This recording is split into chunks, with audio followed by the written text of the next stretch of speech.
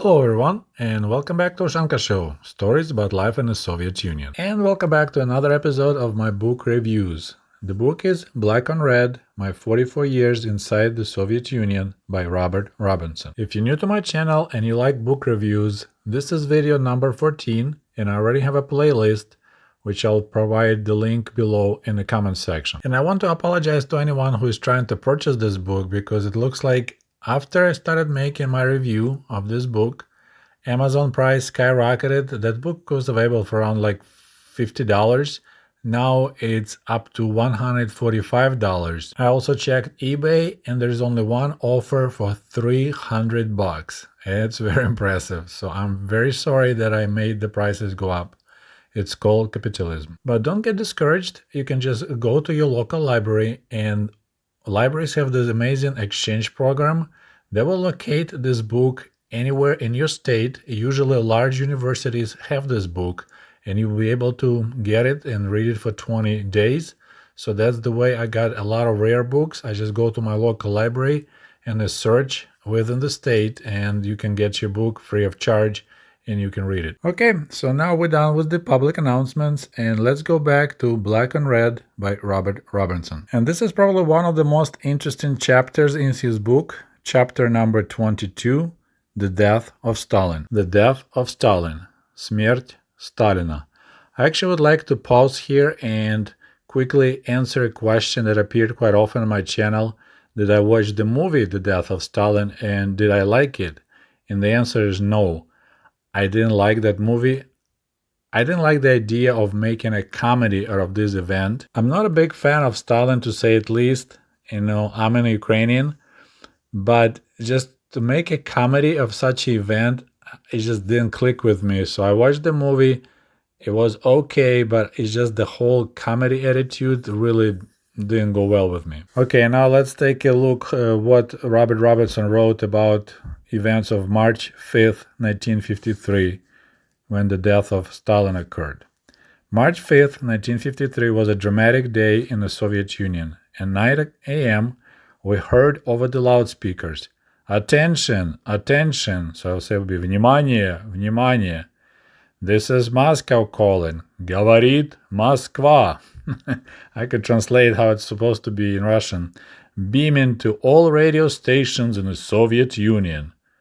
TASS, so that's the telegraph agency of the Soviet Union, is authorized to inform the Soviet people with deep sorrow of the great loss sustained by the death of Comrade Iosif Vissarionovich Stalin. And Mr. Robertson continues, I don't think anyone heard the rest of the announcement. We were all shocked. Nobody said a word. Some workers stood over their machines with their heads bowed, so that happened when they were working already at the factory, while others stared blankly into space. The foreman's weeping broke the silence and set off the avalanche of tears. Everyone began crying. Just my side note, sounds like Mr. Robertson wasn't crying. And then he continues. Stalin had been their leader for more than 25 years. However oppressive the circumstances, at least they had survived under him. Many called him Father Stalin. In sense, their God had died. Whom could they believe in now? They saw Stalin as a person above and apart from the system that frustrated their lives, as an idealist who loved them as much as a victim of the system as they were.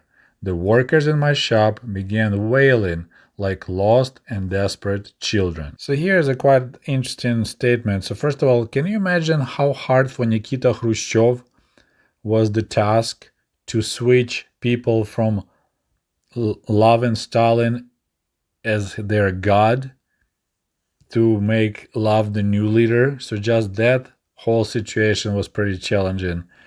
And secondly, this is so Russia.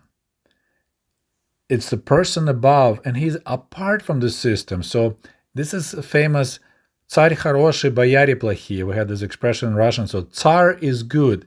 It's just the boyars under him are bad people. So they think that Stalin was a good leader. It's just people under him. That's the one that did all those mistakes and caused so much pain and suffering. This is so classic Russia. And in modern days Russia, exactly same situation. People believe that Putin is almost a god, but everything bad that happened in Russia, it's the fault of NATO or the people around Putin, but never Putin. All right, let's go back to the book. We walked downstairs in silence to the auditorium on the floor below. By the time I arrived, the hall was already full, which meant about 2,000 people were crammed in. Everyone was standing, and the men were all holding their caps against their hearts. Most of them were crying. Some of the women stood with their faces buried in their hands, weeping uncontrollably. Our shop superintendent went to the microphone. Dear comrades, as you all have heard, we lost our great leader, our beloved teacher and friend, the outstanding deliverer of mankind from fascism, our beloved Iosif Vissarionovich. Our loss is so great that it is impossible to express it in words. I have known no other leader in my life. And he couldn't continue, he broke down sobbing. Then a young woman, a Komsomol member, climbed the stairs to the platform, walked to the microphones, and cried out, Comrades, it is very difficult for me to believe that our dear and great father is not alive. What are we going to do without him directing us? Life is not bearable without him. At that point, she began to shake and sob. For the next 30 minutes, speaker after speaker broke down in tears, unable to complete their speeches. Now, just imagine living in a country where the leaders change only when they die. And this is interesting. Every socialist country, Soviet Union, Cuba, China, leaders change only when they die. And I just got this comment from Jack Eldogo. So JC, and I assume it's Jimmy Carter, was president for 4 years and collected approximately $8 million in pensions over 42 years for those 4 years of work. What a country. And my reply was, if USA was just like Soviet Russia, Jimmy Carter still would be your president. So I'm not sure what price you'd be willing to pay for Jimmy to retire earlier. And I don't know what is your attitude towards Jimmy Carter, but he became a president in 1977 and he's still alive, which means if he would be ruling Soviet style, he would be still a president of the United States of America, ruling the United States for 46 years. Now, Stalin was 25, Brezhnev was 18, and I believe Castro holds the world record. He was leader of Cuba from 1959 all the way to 2008, so almost 50 years. And I know having presidential elections every 4 years is extremely tiresome and annoying, but believe me, it's much better than waiting for 25 years for the president that you hate to die. Okay, so back to the book. No one could do any work the rest of the day. Some people sat at their desks or workbenches, either staring blankly ahead or crying. Others paced back and forth. There was silence except for the solemn music broadcast from Radio Moscow over the loudspeakers.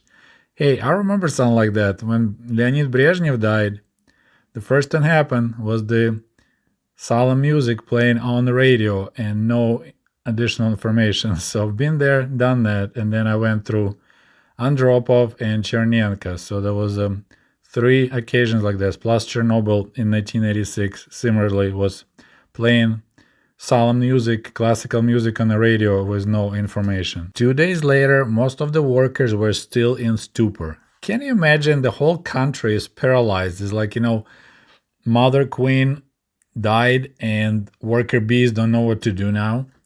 No work had been done, not even by the foreman. After lunch, the music was interrupted by announcement. Attention, attention, внимание, внимание.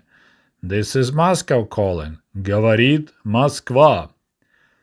TASS is authorized to say that the body of our teacher and leader, Iosif Vissarionovich, will lay in state at the House of Trade Unions from 2 p.m. until late tonight to afford our toilers the chance to bid farewell to our deceased leader. Most of the workers left immediately, without waiting for the shift to end so they could see Stalin's body lying in state. And here's the interesting part. So Robert says, I had no great desire to see Stalin's corpse, although I was interested in observing the people's reaction. It is just as well because hundreds of people were crushed to death in the mob outside the Hall of Trade Unions. A man I knew who was stationed there as a guard and witnessed the debacle said it was worse than anything he had experienced in the war.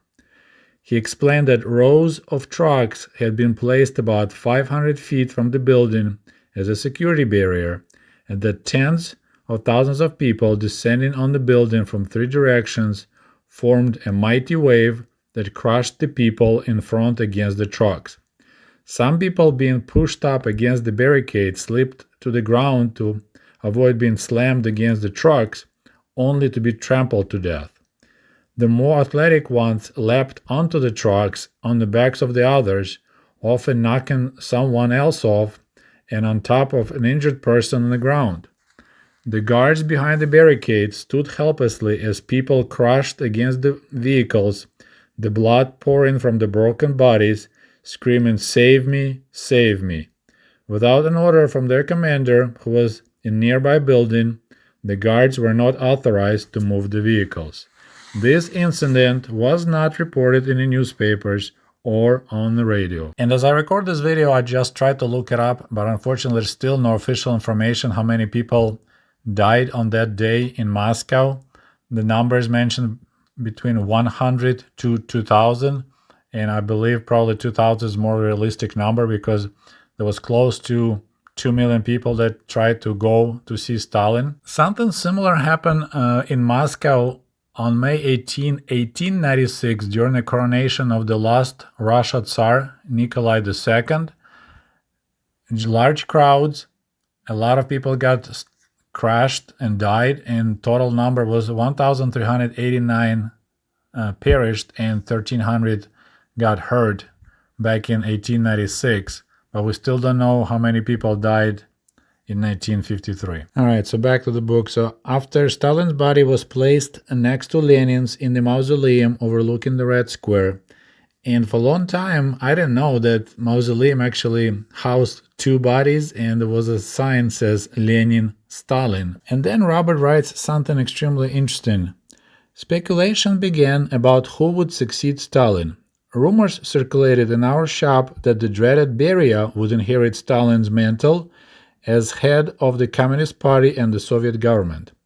After Malenkov, a leading member of the Politburo, announced over the radio and in a front-page article in Pravda newspaper that the Soviet people should not fear their government, people began to feel that Georgy Malenkov would be Stalin's successor.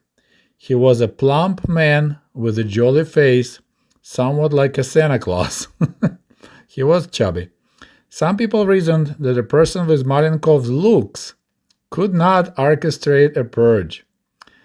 Then it was announced that Malenkov would succeed Stalin as the first secretary of the Central Committee of the Communist Party. And I had several people requesting a video about Georgy Malenkov, and I think this is the perfect description of the plump man with a jolly face, and that with the looks like that, he wouldn't be orchestrating purges. But I'll make a video one of these days, but here you go. That's what people on the ground in Moscow thought about Georgy Malenkov, that he looked like a Santa Claus, plump man with a jolly face who's not capable to orchestrate purges. And now the most interesting part.